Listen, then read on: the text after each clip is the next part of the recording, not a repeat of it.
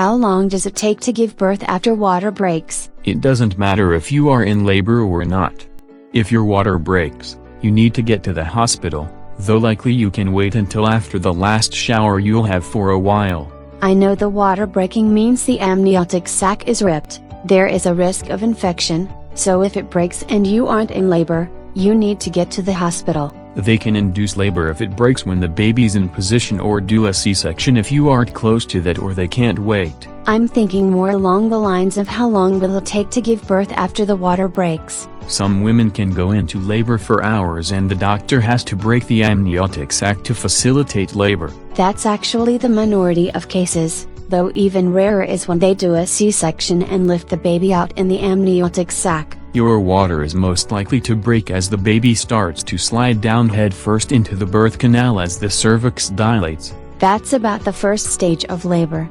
The first stage is the growing pains as the cervix dilates, though whether birth is 8 hours or 28 hours after that depends on a lot of things. I know the second labor is about a third faster than the first, because the uterine muscles are in shape, so to speak. This is your first labor, so expect at least 8 hours if not 12, though anything approaching a full day and they start approaching you with forceps. If your water breaks, they don't need to do that. Your water breaking only indicates the baby's head or butt is putting enough pressure on the membrane to rupture it, and that doesn't preclude the baby's shoulder getting stuck on your pelvic bone. That's why you don't want to say water break is birth T-6 hours. If your water breaks, you're anywhere from 4 to 14 hours before doctors start looking at ways to speed it up. I've heard that your labor may not even start until after your water breaks. That's called premature rupture of membranes. If you aren't having contractions and your water breaks,